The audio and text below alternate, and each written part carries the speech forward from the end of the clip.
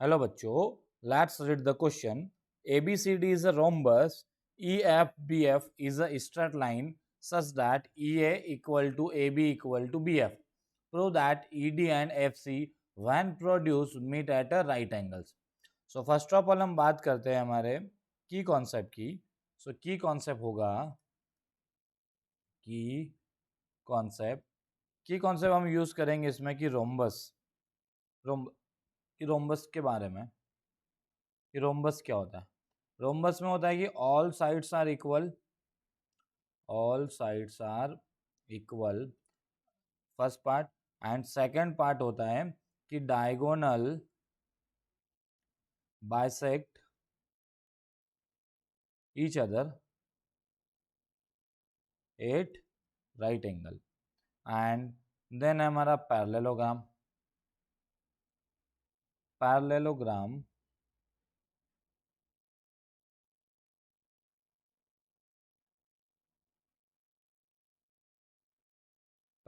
में क्या होता है कि अपोजिट साइड्स आर पैरेलल.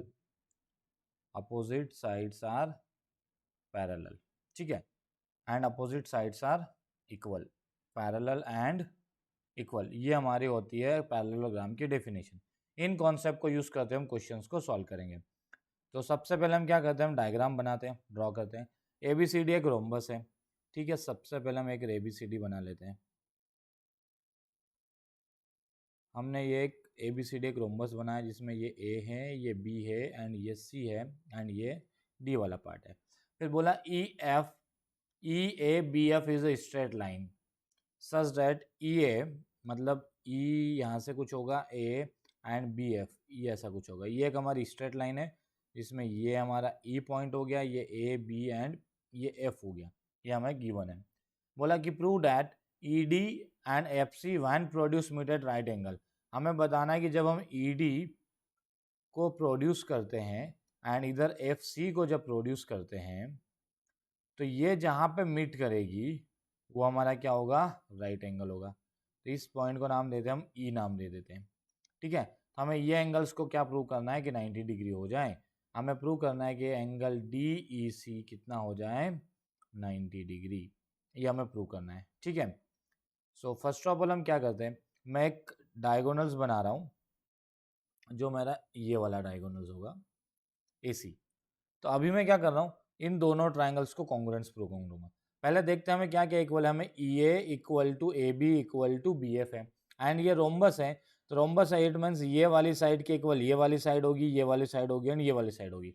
इसका मतलब हमारी जो ब्लैक ब्लैक वाली जो लाइन है ना, ये डैश डैश वाली, ये सभी आपस में क्या है, इक्वल है.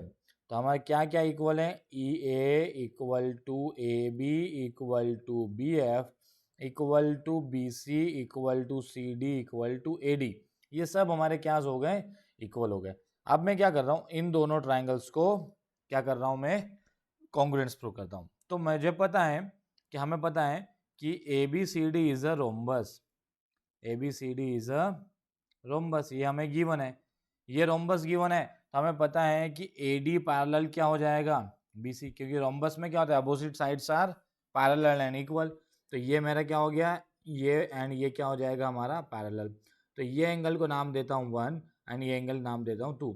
तो एंगल 1 इक्वल टू क्या हो जाएगा, एंगल 2. कैसे, करस्पॉन्डिंग एंगल से, क्योंकि AD और BC क्या है, हमारी पैरेलल है. तो एंगल 1 इक्वल टू क्या हो गया, एंगल 2 करस्पॉन्डिंग. ठीक है. तो हम अब देखते हैं कि triangle AED and triangle ABC में, तो इन ट्राइंगल AED में एंड ABC में एंड ट्राइंगल ABC में, देखिए हमें क्या गिवन है, हमें AE जो है वो AB के इक्वल गिवन है. तो यहाँ पर रख देते हैं हम AE equal to AB and AD जो है वो हमारे किसके इक्वल है, BC के इक्वल है. तो AD इक्वल टू BC हो गया and angle 1 equal to angle 2 हमने फाइंड कर लिया. सो बाय साइड क्राइटेरिया से हमने क्या प्रूव कर लिया कि एंगल AED जो है वो कॉन्ग्रुएंस हो गया ABC के. तो ट्राइंगल EAD कॉन्ग्रुएंस हो जाएगा ट्राइंगल हमारा ABC सी के। जैसे ही ये कॉन्ग्रुएंस प्रूव हुआ तो हम बोल सकते हैं कि जो ईडी है वो क्या है, हमारा एसी क्या है, इक्वल हो गया। तो ईडी इक्वल टू क्या आ गया, एसी हो गया। ईडी इक्वल टू क्या आ गया हमारा, एसी। तो हमने ED equal to AC find कर लिया एंड ये साइड और ये साइड हमारी पैरेलल थी। देखें एबीसीडी रोम्बस है, यहाँ पर करते हैं हम थोड़ा सा कि ABCD is a rhombus. So A B जो होगा वो पैरेलल टू सी डी होगा and E A B F एक स्ट्रेट लाइन है, तो ई ए भी पैरेलल होगा किसके, सी डी के। तो ई ए पैरेलल होगा हमारा सी डी के एंड ई ए जो है वो इक्वल भी हमारा क्या आ गया, ई ए इक्वल टू क्या आ गया, सी डी भी आ गया, बिकॉज ये आपस में सब इक्वल भी है। तो ई ए इक्वल टू कितना आ जाएगा, सी डी। तो एक pair of sides parallel and equal आ जाता है, तो ये हमारा क्या बन जाता है, पैरेललोग्राम। तो E A C D is a parallelogram. So इसलिए E A C D is a parallelogram. हमें क्या पता चल गया कि हमारा जो ये ई ए सी डी है वो हमारा पैरेललोग्राम बन गया। ठीक है, सिमिलरली मैं क्या कर रहा हूँ, एक और डायगोनल्स बनाता हूँ, ये वाला डायगोनल्स। अब मैं क्या कर रहा हूँ, अब मेरे दो ट्राइंगल्स बन गए। अब मेरा एक ट्राइंगल तो हो गया ये ए बी डी एंड ये हो जाएगा मेरा ए बी एफ। इन दोनों को कॉन्ग्रुएंस प्रूव करता हूँ मैं।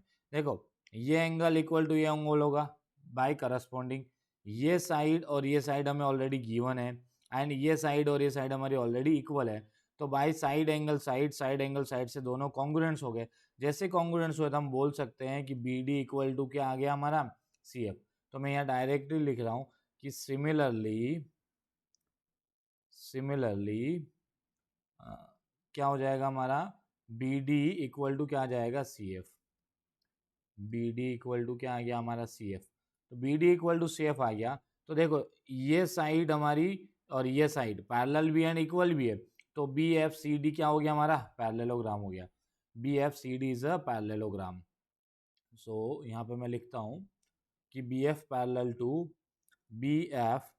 To D C and BF equal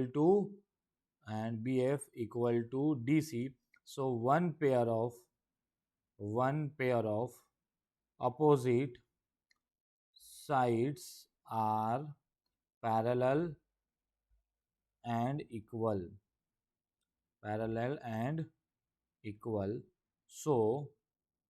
So BFCD is a parallelogram.